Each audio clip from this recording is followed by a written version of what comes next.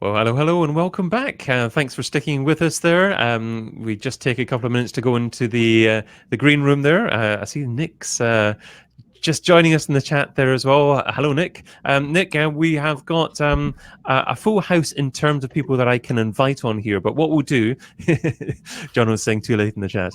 What we'll do is, as soon as someone's made their first point, we'll get you onto the screen. So if you just hang on in there, we'll definitely got you on the screen as well. So what's going to happen in this particular session?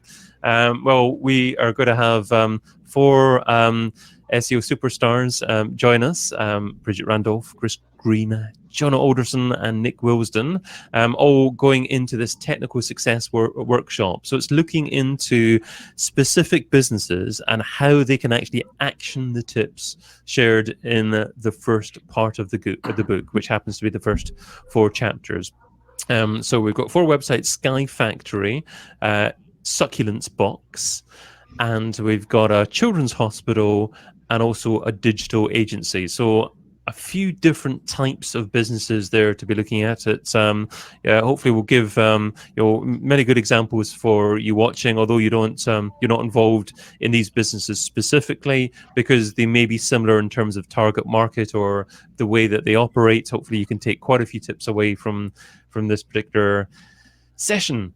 So let's focus on the gentleman, the lady that we've got involved in this particular session, and give them an introduction. So I'm just getting to my notes so I can introduce everyone. Let's start with Bridget. So Bridget Randolph, she's a storyteller and a human. That's what you say in your Twitter handle, isn't it? So I love giving people introductions that they call themselves. So unless you want to change that, that's how I guess how people introduce you. But she also happens to be a digital marketing and SEO expert, and you can find her over at bridgetrandolph.com. So thank you so much for joining us, Bridget. Thank you, David. I'm excited to be here. Great stuff. Chris as well. So Chris Green, he's Head of Marketing Innovation at Footprint Digital, contributor for State of Digital, and also an on-crawl ambassador. You can find him over at footprintdigital.co.uk. Hello, Chris. Hello. Good to be here. Thank you. Yeah, good to have you here. And last but not least, John Alderson is a digital strategist and marketing technologist. He is head of special ops at Yoast's, and you can find him over at johnalderson.com. Hello, John. Hello, absolute pleasure to be here. Thanks for having me. Yeah, great. Well, thank you all for coming on. We'll hopefully be able to give Nick a bit of an introduction when he comes on. Whichever one of you gives the worst answer, you'll be kicked off. And Jeopardy. We're obviously focusing on in the first chapter. We're focusing in on actionable tips that these businesses can take from the first chapter. So let's go back to Bridget to begin with.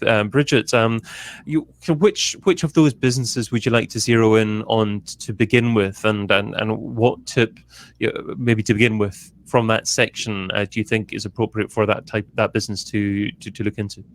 Sure.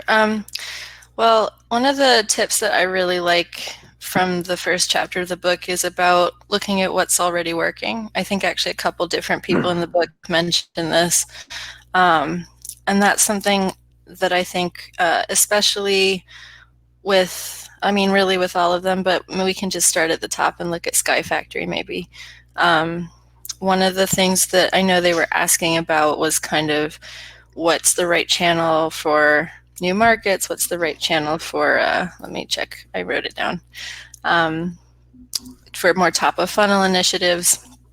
And the first question I'd want to ask them, or have them ask themselves, is what they know about their customers and what works right now for their customers, because I know there's a lot of best practice advice that we give people based on what works for consumer businesses and kind of the B2C market that works differently for B2B, which is kind of, from what I can tell, the bulk of what they do. And I don't know if you want to mention what they are. They are a business that does these sort of special windows and skylights. Sure. Sure, yeah. So it's luxury skylights and kind of other windows and letting natural light in for businesses. So they're focusing in on trying to differentiate their product from, I guess, just regular windows. So kind of businesses, large premises will feel able and justified in investing more money in these types of things. Yes, so I know one of the questions they had sort of focused in on is, should we redesign our website to highlight the quality of the product that we sell? And I guess it's an interesting one because when I look at the website, the first thing that I think is, it doesn't necessarily look like every website that's sort of coming out targeting the general population, but from my experience with these sort of more pricey B2B high volume type of companies, that's not necessarily what their customers look for to determine whether a business is the right fit for them. So I guess the first thing I would be asking them is how much they've looked at the customers they're trying to reach and how much they understand what they're looking for when they come to the website, and making sure they're serving them that rather than worrying about getting flashy. The thing that jumped out to me from the website was the amount of space to begin with. Yes. And obviously, they're trying to tell a visual picture regarding what they're offering or providing as an end result of what they offer, but they're maybe trying to be too clever with that. Do you agree? I definitely noticed that there wasn't any copy anywhere above the fold, and it makes it, I will say, unfortunately, that can make it look like something's not loading, apart from just not aligning with best practice for SEO as well. So I would definitely, that's one thing I agree that kind of immediately jumps out as a little confusing for the user, but also probably not great for search either. So John Gilmore saying in the chat, is it possible to show the website as well? So Chris has shared that. I'll attempt to share the screen at the same time as well. So Bridget, how would you recommend that they move on then?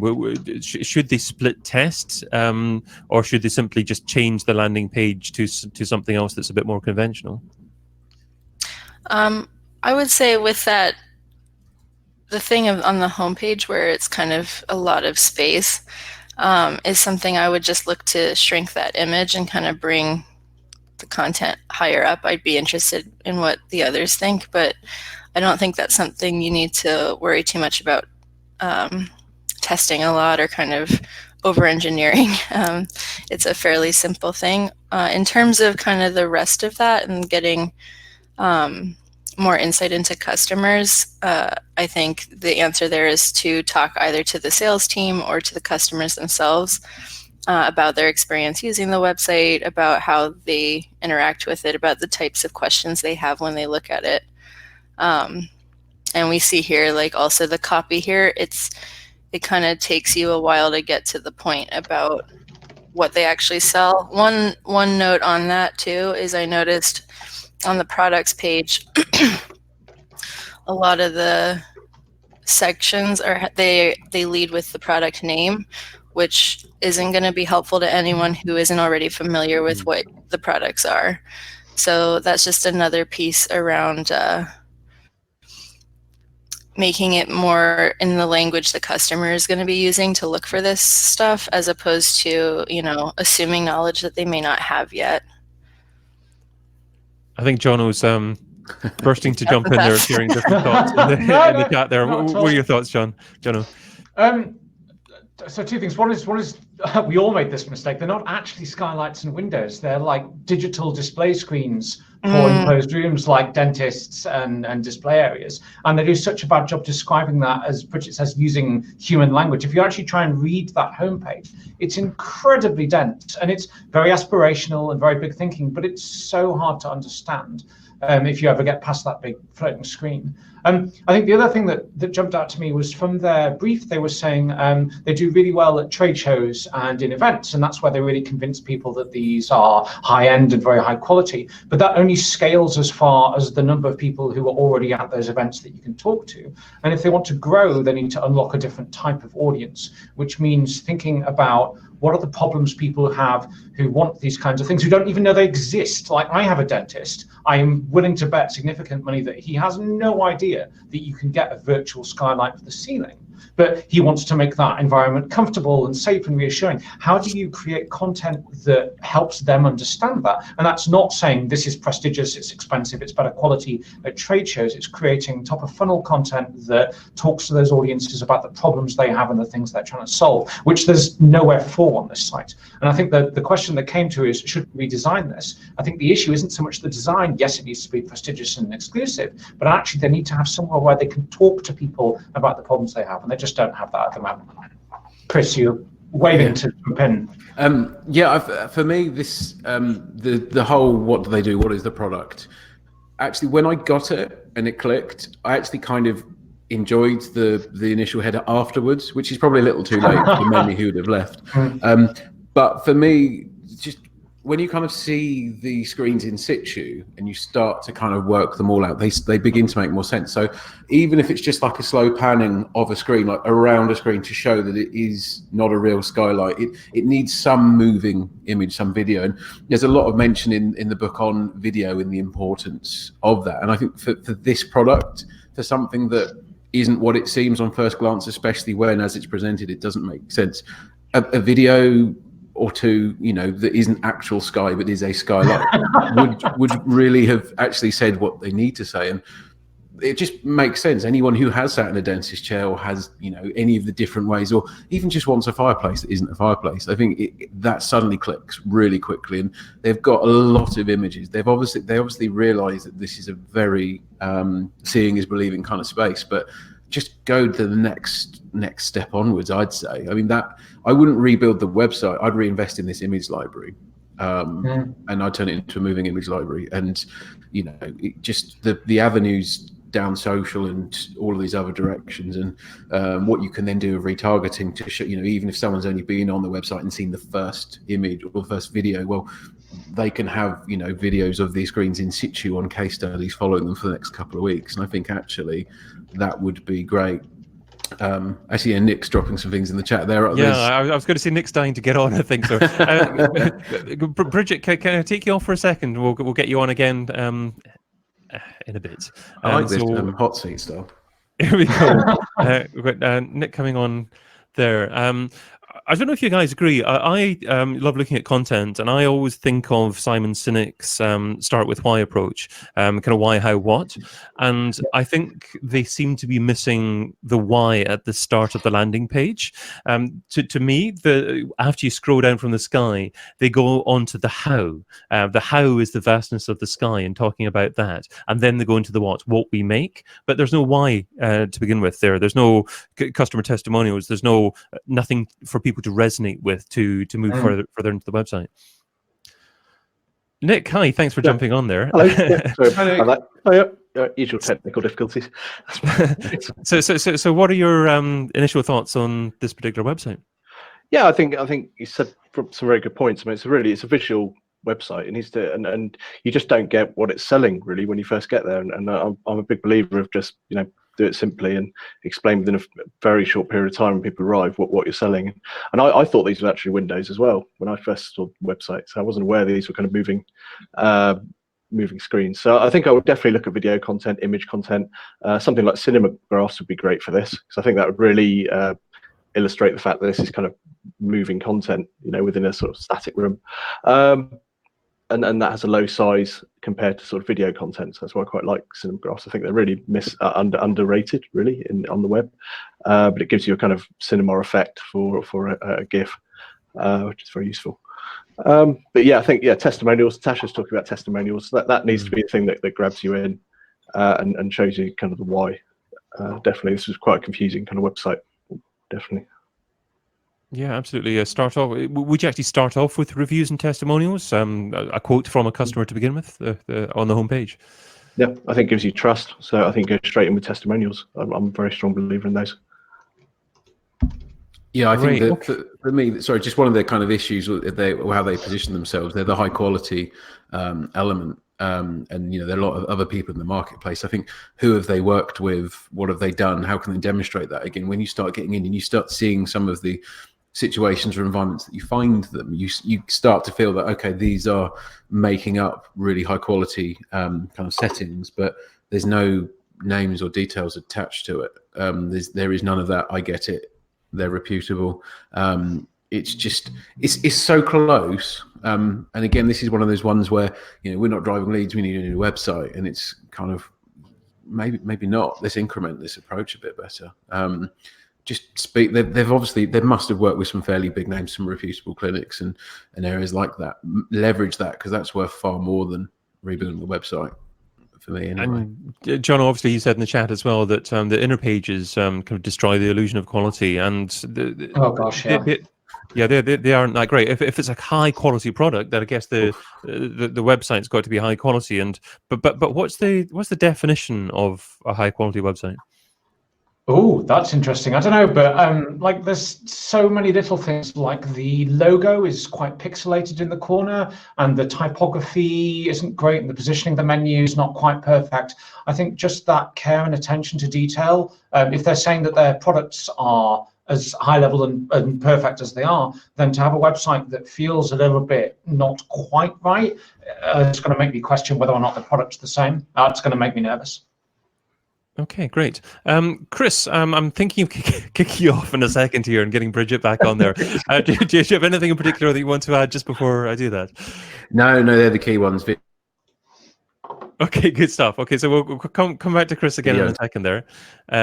We will look for, because it always happens that whoever's not live in the chat room is also sharing great thoughts in the chat. We've got we'll call the live video feed is sharing great thoughts in the text chat. But anyway, that's Bridget back on there. I think we should probably, if possible, move on to a different website. We've got other websites to chat about there. And another one that I thought would be interesting to move on to is Succulents Box. So I like niche websites that really focus in on something very specific here. They seem to be certainly doing the targeting, a nice job of the targeting in terms of being very niche, and they've also got very strong call to action there. I see. I'm looking for some nods there. Nick nodding a bit there. So are Succulents Box doing a lot of things well, Nick? Yeah, I really like that site. I think it's in a niche. It's worked out. It's basically the difference between a sort of brochureware website and an application to sell something. It's sort of completely geared towards selling this, and I think that those sort of modern style of websites work really well. This relates to the book we were kind of talking about, Flywheels, and I think they are a business that have really embraced the idea of a flywheel. They're sort of sitting there working out what they can push out, the conversion rate, and yeah, I think it's a very strong website. Okay, and is there anything that they could be doing better? Could they be having a better call to action, better content in the blog, better keyword targeting, any user experience that could be improved? For me, it has to be about content for these guys. I think they've developed the engine there, which is generating the revenue. So they need to see how they can now widen that out and expand the funnel. And so that has to be around content. They've done a bit of that on the blog, but I would be thinking about how I can kind of bring in far more traffic through content on the site, and then sort of best practice e-commerce as well would be a good idea. Okay, so kind of blogging at the moment, they've got nice articles certainly as well. How would they go about driving more traffic? Do they need to be publishing more articles? Do they need to be promoting them better? I think it's more, but I think it's the tone of voice for me could be stronger. I think they need more of a voice behind them and a personality, and I think that's where I'd be heading with that blog and that kind of content. They could. It's either a little bit, it's a little bit kind of factual, not that exciting. Really, the content that's there. But yeah, that's how they can get. It's obviously a very niche area, and there's obviously people who are absolutely enamored with with these plants. So I think that's something you have to kind of grasp hold of in this, and kind of how can you find the people who love these plants and engage with them. So would you have videos of satisfied customers, or videos of people doing whatever they do with their plants? Watching these plants. I think, you could definitely. I mean, if you've got an engaged target audience that love love these plants. And obviously they're going to be taking pictures of their own plants, so you could have quite an engaged audience kind of sharing content back with you. So yeah, just it seems like that sort of engagement isn't really there with the sort of succulent community, which I'm sure exists. Yes, I'm sure. I actually had to research exactly what it was beforehand, but I'm sure many people knew precisely what it was. Bridget, were you aware of what it was beforehand? Well, I'm very familiar with subscription boxes, and I have my own set of succulents on my kitchen windowsill. So, but I think it is a very specific audience that wants to subscribe for something like that. Like I know for me, I've had my plants and they sit there, and I've had them for months. I wouldn't know what to do with if they were coming every month, where to put them. So I want to kind of go back to something Nick pointed out, which is these are a very specific audience, very specific type of person that would be interested in this. I love the idea of engaging them more on social and kind of, especially because it's a subscription, sharing what you're getting in your box each month, I think is a great idea. And also just trying to really understand the different angles of content and the different stages of content you can be looking at. What do the customers actually want to know about these topics? Is it, more information about the plants, or is it something more specific, or, what are the different sort of angles they're asking questions about? I think that's something there's going to be plenty of opportunity to research with kind of traditional SEO content and that kind of thing, but also with customer research. And I agree that even though it's a very slick looking website, it also is a little bit soulless in that it kind of looks like something that came out of the box. I would love to know more also about the people who created this idea and why they care about succulents and all of that sort of thing that makes it more individual and personal. I think sorry. I was going to add in for, because Jono is a big proponent of kind of getting the model right before we kind of get into the detail of SEO. And I think, Bridget's mentioned that as well. So I think it's a big question there. Do you want to have succulents kind of delivered on a regular basis?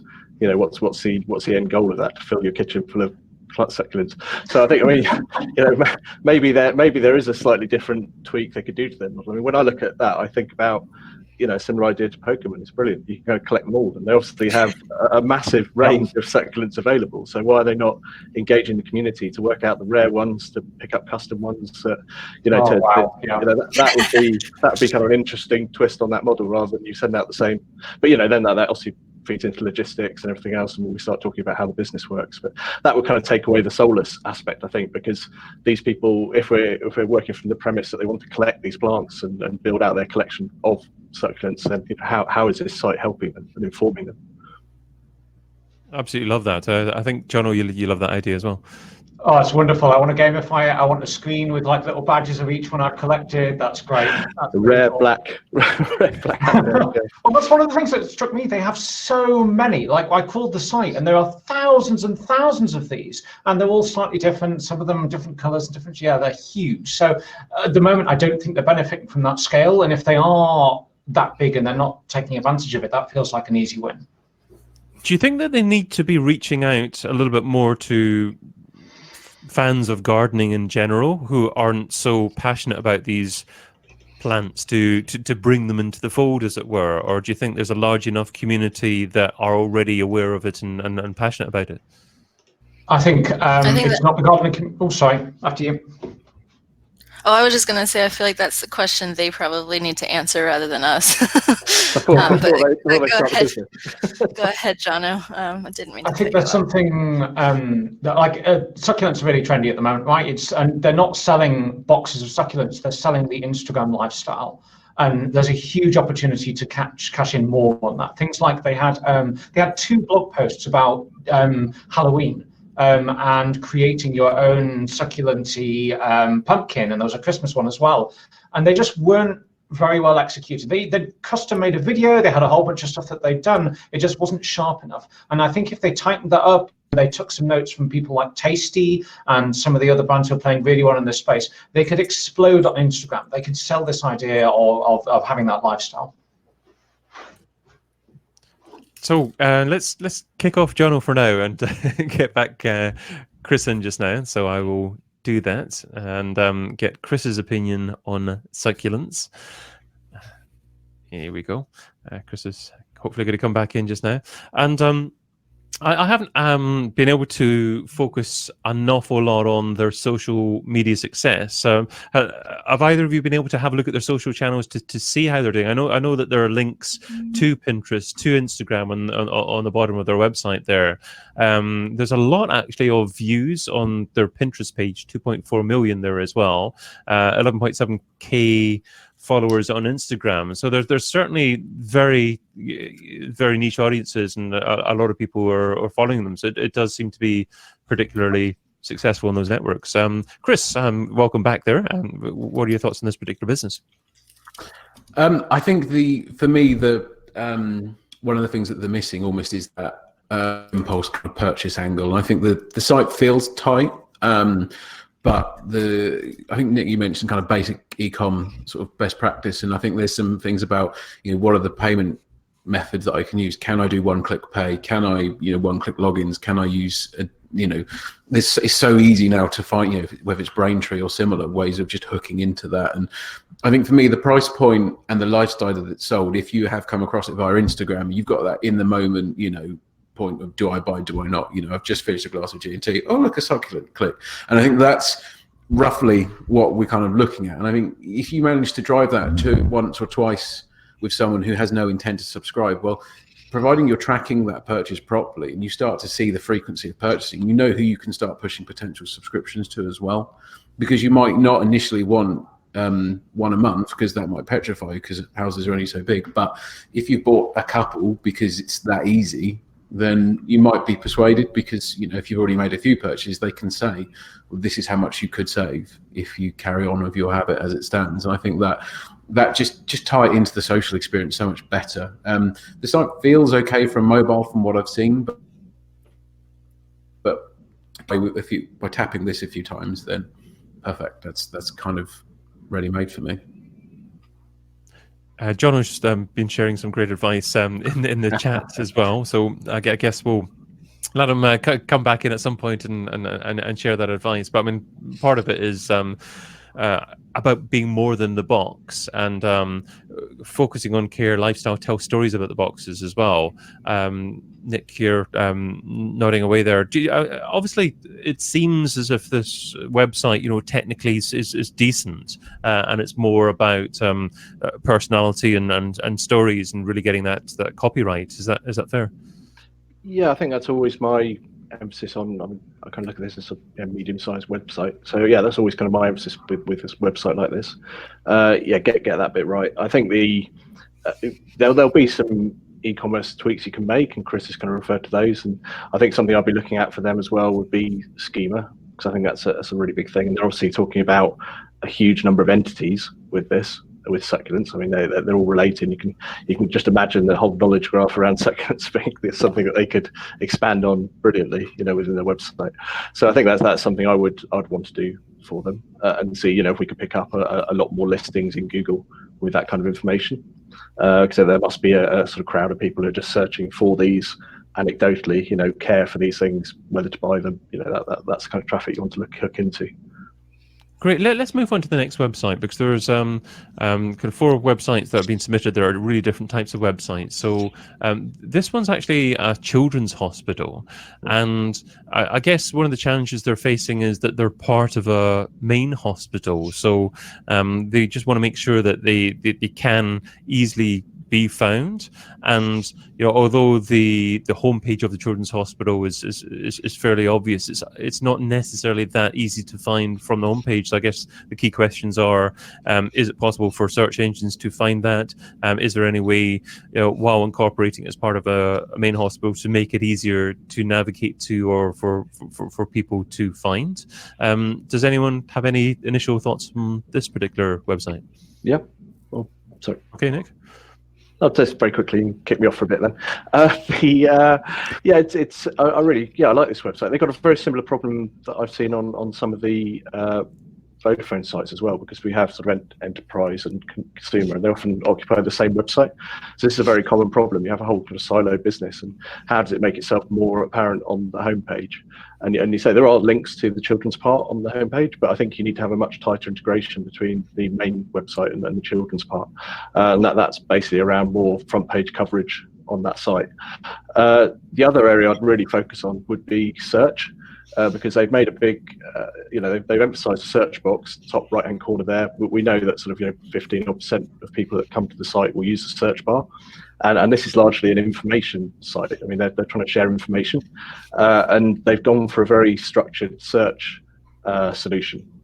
Which the problem with that is it's great because you know exactly what you're delivering to people, but then you often miss the opportunity there. So if I put in something like contact, the thing that comes up as the option is contact dermatitis, which obviously isn't really what I was looking for. I was looking for contacts in the hospital.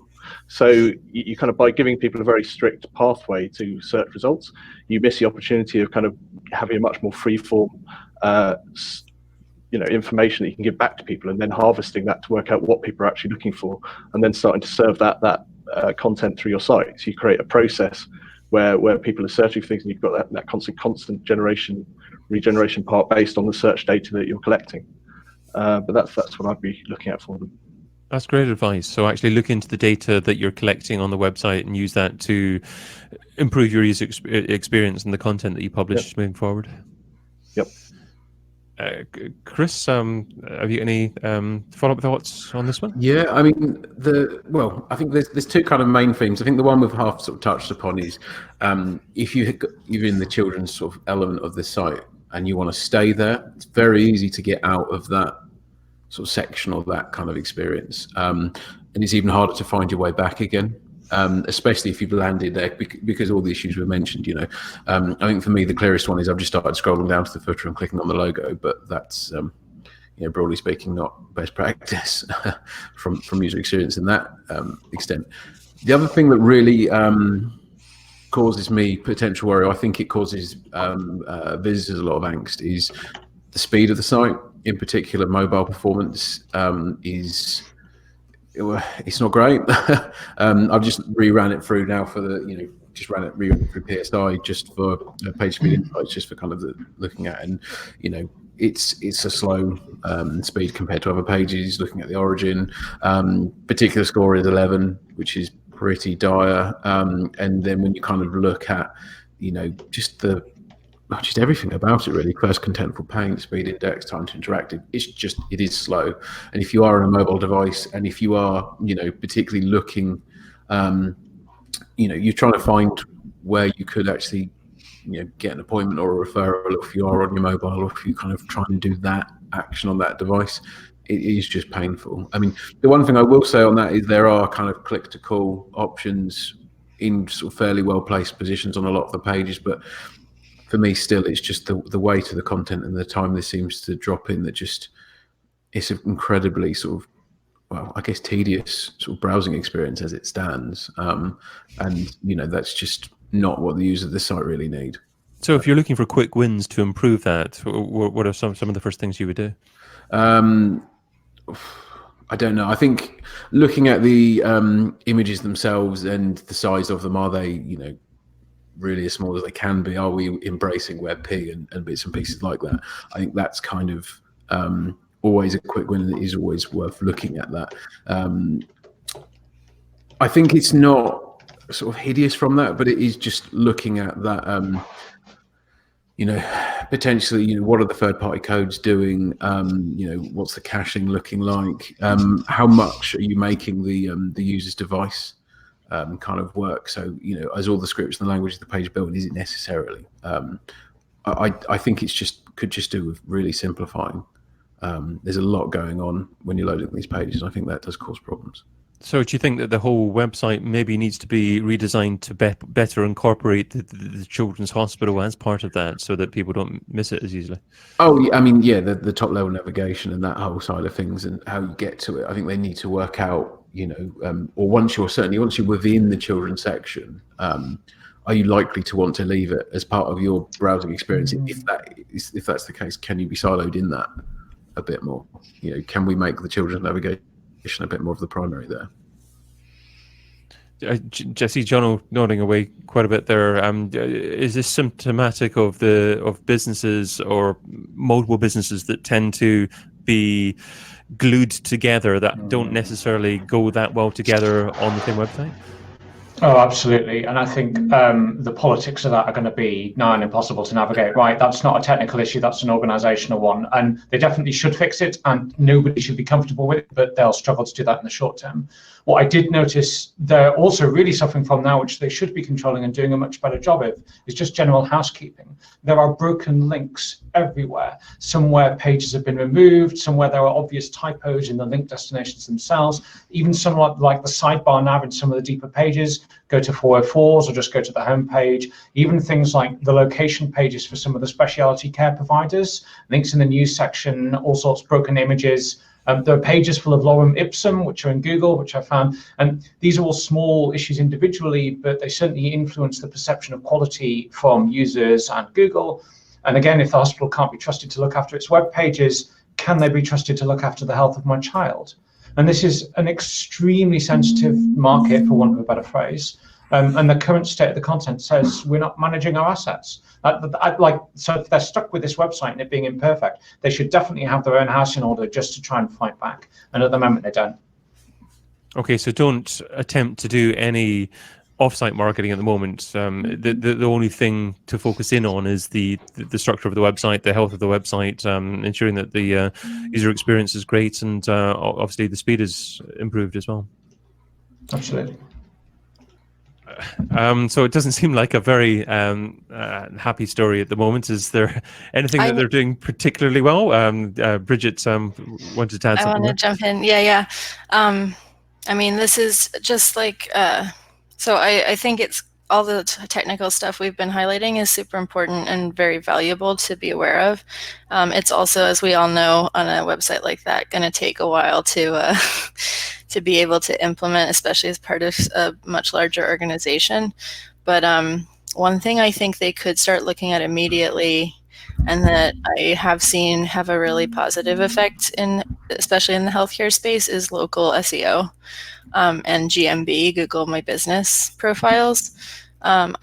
They are kind of in an unfortunate position that they're in Boston, Massachusetts, and there's Boston Children's Hospital there owning searches for Children's Hospital in Boston. But I think there is still opportunity around really like claiming those listings, possibly even breaking them out if it would make sense by department, and really fleshing out those listings. Because when I took a quick look, they had a few reviews on there, a few photos. It was unclear to me from a quick glance whether they've really been managing the listing at all, or if it's just kind of developed somewhat organically.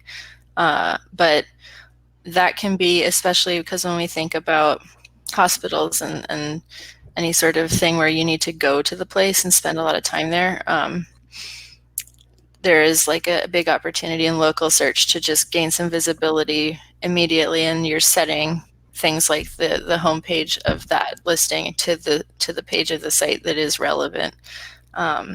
So that would be where I might start if they're struggling to get buy-in initially for like a larger site overhaul. I love your example or your tip of claiming the listing by department. Is that something that is easy to do, or can it be an issue because they've just got the one address, so they may actually not get approved by Google from their listing? I wouldn't call myself a local expert, just for clarity, but I have seen it work. I guess I know that Google does have options if you have multiple businesses or different like areas, I guess, within the same address. They have the option if you have like a suite number or something. I don't know the details of this particular hospital and how it's laid out, so it may or may not be something they're able to implement, but I know that other hospital systems have used similar things and seen success with it. Yeah. Yeah, I mean, I appreciate it's a big topic in itself, and it's if it's not your core area of focus, it's a nightmare to stay on top of. I think I remember making a submission in the past and it not being allowed because there was another listing of the same address as well. I would imagine that Google My Business is getting a little bit more clever now and able to differentiate what's likely to be a different business to the listing that currently exists. Jono, have you done any work with Google My Business listings at all? No, local is not my area of expertise either. Who's good on local? Chris isn't putting his hand up. No, that's fine. Look, there's lots of things that can be done with that as well. In relation to that, maybe someone like Greg Gifford would be good to talk to about that. I know Greg would start to say things about, get reviews, kind of publish your own photos, get people to upvote different things in there as well. So it's about involving people who have, I guess, used the hospital in the past, and get them to add either local reviews there as well, because it's sometimes easier to get those local listings ranked highly in Google or in the relevant packs, or much easier than getting your own site ranked to begin with as well. And we did have another website that we're going to consider and look into, and this should be certainly right up the street of many of you, because it's a digital marketing agency. So let's get the website up. And the website is the brand Flypaper, but the domain name is actually customerswhostick.com. I think they were a little bit concerned with the redesign that they had received on their website, and they were looking to get it redesigned again.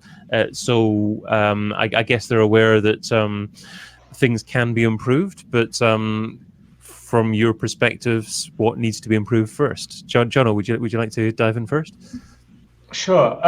So they're using a site builder tool called Duda, which is reasonably good. It has lots of shiny features to let you drag and drop stuff, and comes with support for lots of modern things like PWAs and shiny toys. However, it has a really heavy reliance on JavaScript for all their media, their images, their animations, things like pagination in the blog, and it's so slow. There are literally thousands of lines of inline CSS in the source code. Most pages are 6, 7, 8 megabytes, even on a mobile connection. It takes 10 seconds to load in some cases.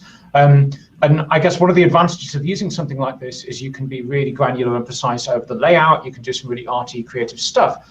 But it doesn't look great on mobile, and even some places on desktop. There are places where the text is a bit small, the typography's off, the layout's not perfect. So I think if they're looking at starting again, if they have the resource in-house and the expertise, move to WordPress, and manage and build their own theme, which gives them control and lets them do this properly.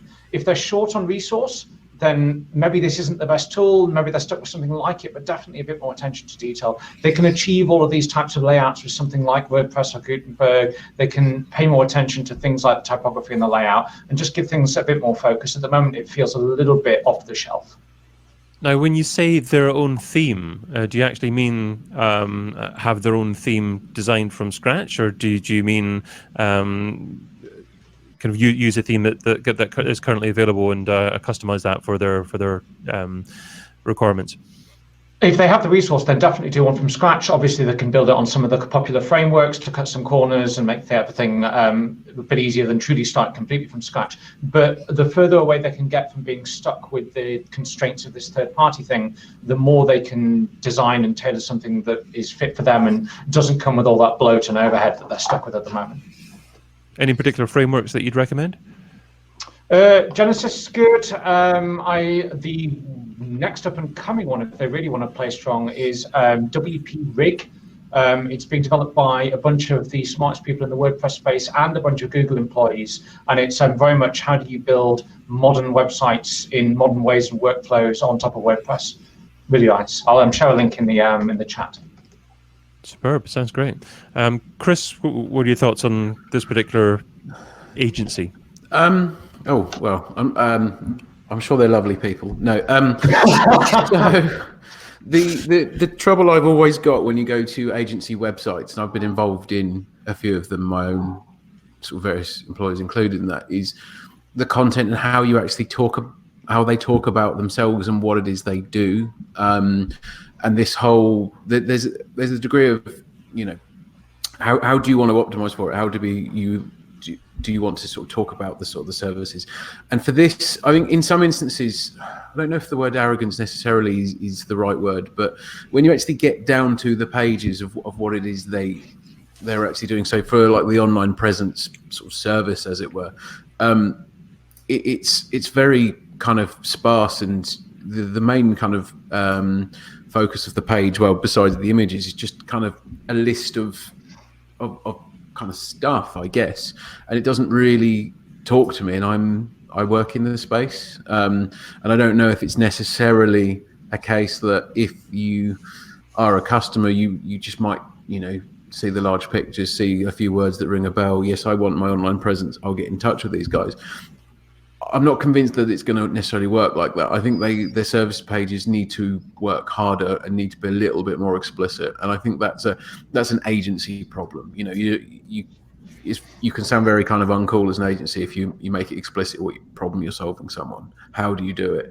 What are the results? You can overthink it, I think. And I think so the issue, that kind of content issue, I think spreads potentially in other areas. And I visually, I feel like I like what their brand's trying to do. And but even when you hit like the contact page and you're presented with all of their different locations, part of me is like, oh, that's kind of impressive. They've got a lot of offices, but you want to just get in touch with someone. You've got to find the office that's nearest to you, assuming that you are kind of close enough. And even then, when you get to the contact page, it's very sparse. But when you talk about brands, obviously the domain name's customerswhostick.com, and then the brand appears to be Flypaper. Is there an issue with not having a domain name that actually reflects the brand that you're trying to create in your website? Yeah, in a sense that you can be too clever for your own good sometimes, I think. You get it. You type in customers who stick, you see the brand Flypaper, and I think if you want someone who's going to be a bit kind of creative or disruptive or that sense, I don't think that's necessarily a bad thing. And I do often think that agencies maybe can operate a little differently in the space to others. I wouldn't do that myself. That's not something that just kind of gets a bit... I don't know, it's just runs against the grain. It's making their life more difficult to start with. If you have a conversation with Flypaper and you go and Google Flypaper, that's the domain you're looking for. And that's the... I was a bit uncomfortable with the headline on the homepage as well, which is Digital Marketing Made Easy, because my initial thought is, okay, is it a technology platform? Is it an agency? I want to know straight away, if it's an agency, what type of business it is. Call to action is fine, but that's the thing that jumped out, as well as the domain name. And obviously, Bridget, you were saying in the chat there, that made me unhappy, the domain name not matching. Is that something that can make a measurable negative impact on your success? I mean, I found it confusing, first of all. I went to, again, I saw their locations, so I was looking for them in local, and I was looking for, by the time I got to that point where I was scrolling, I was looking for customers that stick as the brand. And then I found Flypaper, and it just made me confused. And to me also is a red flag that it seems a bit old school and a little bit on the spammy side to me. At this stage, to be kind of, instead of leaning into the brand, to be leaning into sort of what's effectively an exact match domain attempt. I also question whether anybody really Googles customers that stick, so it feels like it's shooting them in the foot either way. Overall, I just feel like the website itself is very generic and has some of the same issue that the Sky Factory website has, where there's just all this dead space at the top. I had a lot of thoughts about this one from the customer perspective, because from looking through the site, my instinct is they're targeting smaller businesses and kind of local businesses based on the fact they highlight their locations. They have a stock photo of a mechanic, I think, is what the photo is. on the homepage, and they seem to be kind of targeting people who want someone to kind of take it on and do it for them. And yet there's a lot of jargon. There's a lot of kind of stuff that's not very clear. The biggest thing I noticed is none of the service pages offer any testimonials or logos of businesses they've worked with. They do have a whole bunch of websites, I presume, that they've built on the online presence service page, where it links to a whole bunch of websites. And my guess is that these are websites that they created for customers. It's not very clear, but the rest of the services, there's no reviews. I was a little bit annoyed by the, let me find it, the second one, lead generation, I think, is the service where in lieu of a testimonial, there's just a ticker that talks about the number of impressions in total and clicks. And I'm looking at that sort of thinking, like, this doesn't tell me anything about performance, about how your clients feel about your work, or even about what this looks like on a client basis, because depending on the number of clients this is spread out over, it may or may not be impressive. So yeah, I just think there's a lot that could be done here to make it more, like, speak more to what this business is really and who the people are behind it. There's really nothing that looks like real employees on here for the most part. There's a couple photos sprinkled around, but also like who they're talking to. How do I know if I'm the right person for this? Because sometimes it feels very like designed for people who don't know anything about marketing, and in other places there's a lot of jargon that I would have no idea about if I wasn't immersed in this space. So it feels like there's just lack of clarity around who we're talking to and what we're trying to tell them. Dixon saying in the chat to me, wasn't this my tagline 10 years ago? I know 10 years ago it was internet marketing, not digital marketing, Dixon. That was the phrase to go for. But I mean, in relation to Bridget, what you were saying there, the targeting, I guess that kind of covers that as well. Is digital marketing just far too broad for an agency to claim that they're specialists in nowadays? Do they have to be very, very niche and just be specialists in particular services? I don't think so. I think actually, if anything, having the broad skill set to offer strategy at a more integrated level is important.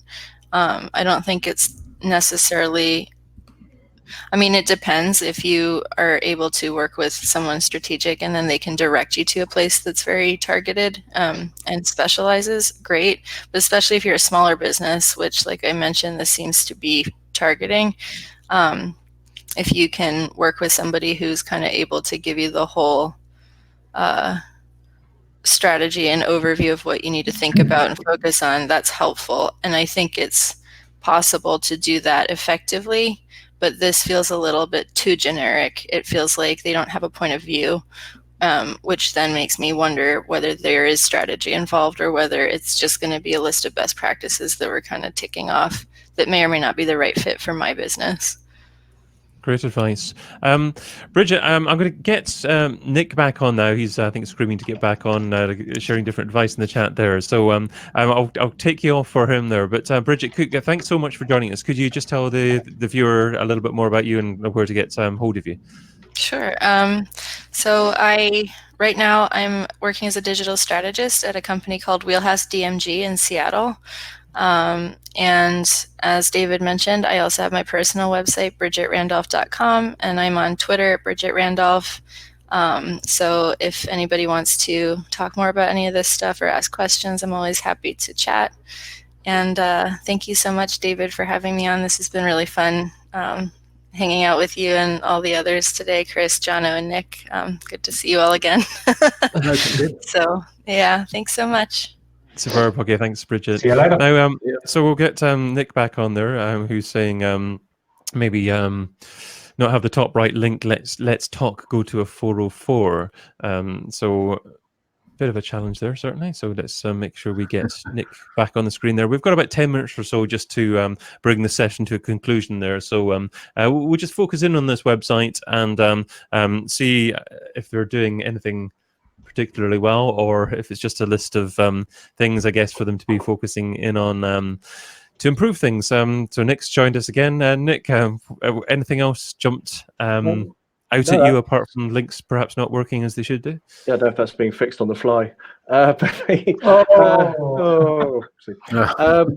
yeah, that might indicate that they need to just have a double check across the technical and just see if something weird's happening there. But it's definitely going to a 404 for a while. It is now going to 200 for me. I think it just needs to. I think the problem with agency sites is you have to work out what they're really for. And I've had my share of agency sites as well, and it's difficult because you kind of feel like you kind of want to tell the world about digital marketing, and that's not actually the function for an agency site. I don't think it's lead gen. It's usually lead gen for people you've met. So it's driving leads from contacts, from word of mouth. I think that's where the work actually comes from. So I think you go with a much clearer proposition on it. I think the opening line on there, complementary online analysis, that's just not, that doesn't leap out at you. I mean, if they're offering free audits, that's great. I think you can make that a lot more attractive to people. And then to provide credibility. It's not, when I kind of go down the page, I start to see different things that are happening, partners, there's a bit of recruitment, it's a lot of things happening there. And I think it should be clearer, if people, why are people coming to this website? Well, they probably engaged with you already. And so they're coming to the website and they want to have some sort of idea of credibility. They want to know they take it the next stage on, and then they come into the lead funnel. So, how can I kind of capture those people, convince them that I've got the right thing that they need, and then start that conversation. So yeah, I'd just make it a lot simpler. I'd have case studies on there. We talked about testimonials before, but case studies is what you need for an agency. There's a lot of emphasis there. Do you need a blog? No, not initially. Oh, it's the one thing they're doing well. Do you think? They've got a news section has real potential. It's full of character. Yeah, I was going to say that's where I'd run actually on that is leverage that. There's a lot of people working in the organisation. There's some bright minds in there almost certainly. I think the buzz as a piece is the route to market, their reach is relatively limited at the moment, but they've got that real potential there to show the world what it is they're kind of doing. And I think more agencies need to do that and show they're practicing what they preach, because they're almost certainly telling the clients to do that more. Nick, you also said one of the primary reasons for an agency to have a website is lead generation for people you've met. Are you talking about people that you've met face to face? Or are you talking about people that you've have interacted with your content somewhere else? I think interacted with your content somewhere else. I mean, obviously you're reaching out in a digital sense. I think you can see they're trying to get a lot of results there for locations, and I think that's probably. I don't know if those offices are actual offices. It'd be quite interesting. They don't seem to be kind of. I would do more to make those more authentic, and I think we mentioned that. Why have a picture of the location? Have a picture of the office. If there's people there, I want to see the people there, and get more of a feel of what they've been doing. And you could link that whole office section into the content. So different people working around that organisation, who's producing what, which office, who's working where, is this an actual sort of network? But yeah, I think you're right. They kind of engage through your content and they do it face-to-face bit, but you have to get credibility. So these are people who are coming to your website and they have to know that they want to take it the next stage on and do it and fill out a lead form. I think that's really for me as an agency.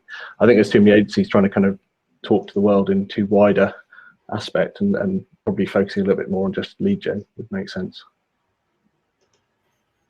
And yeah, there's quite a few locations by the look of it. I've scrolled down to the bottom of the website and see different cities and different states, I think, in the US. So as you say, if there are real offices, you'd like to see people who are working in those offices and tell the story behind the brand itself.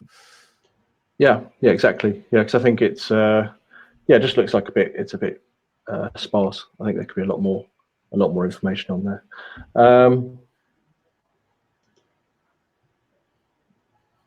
I'd definitely, just for my own sake, really, with Google, I'd make those look a bit more substantial. Chris, have you any kind of final thoughts on building a better agency website? I don't know. Let as few people in the organisation as possible see it. And it sounds counterintuitive, but it's a minefield. You've got the room full of people who've probably feel like they're more qualified than most to do the process, and you just get mired in it. And actually, part of that is, I've seen it happen before. The reverse is no expertise is sought, and very often you produce something you would never ship for a client. And I think, build the kind of the key project team on there that know what they're talking about, and then don't let anyone else get anywhere near it until it's ready to go. They've got, 100 plus nerds on staff. Each one of them have many opinions on it. I don't feel like that this website's been designed by all 100 people. It feels quite streamlined, but there will be 1 or 2 people on that staff that I'd want involved at the top table for the process. They've almost certainly got the skills there. Jono, how many people are too many people to design a website? More than one. So they should definitely be mining their expertise. And it feels like the step they've missed before that is working out, and Bridget covered this very well, is are they trying to present themselves as comprehensive experts in the whole of digital marketing, or are they trying to be a good one-stop shop for small businesses? And at the moment, it feels like they're trapped between those two identities. And if you can pick one of those, then they can absolutely, 100 nerds is a great soup to then work out the answer to that. But at the moment, things like their service definitions are all over the place, they're inconsistent, it's unclear whether this is all one bundle and one package, or whether this is 10 things they offer, or whether I can have just one of those individual bits of one of the services. I really don't know what they do, whether it's for me. So work that out and then pull in the right designers, developers, whoever to do that. But the content needs to be the right fit for the audience, and I don't even know if they know who that is yet. Superb stuff. Now, in terms of introductions, I don't think we actually gave Nick an introduction to begin with, because you can let Jono do that. Later on. Yeah. So Jono, would you like to introduce Nick? Oh no, I could just recall. No, I'll just say quickly, Nick's a speaker, consultant, and non-executive director. He's also the search product owner at Vodafone Group. You find over at nickwilson.com. So we're just coming towards the end of this session. Nick, is there anything else that you'd like to add? And is there any other place that people should check you out online? Come talk to me on Twitter. Always more than happy to do that. Nick Wilson is my handle on there. That's probably the best way to get hold of me. I love how Jono adds comments that he doesn't actually want to say live on the video in the chat. Yes. Yeah. And Jono, where can people find out more about you? And on Twitter at Jono Alderson, and I promise to be nice. Superb stuff. And Chris, thanks for joining us as well. And where can people find out more about you? Twitter again, Chris Green 87. Mostly there, just kind of talking SEO virtually all the time. So no, it's been great to be on here, and love talking about this stuff. So well done, David. Yeah, thanks guys for coming on. It's good to have you as part of it. Thanks for your post-its. Oh yeah, I've got these notes. Yes.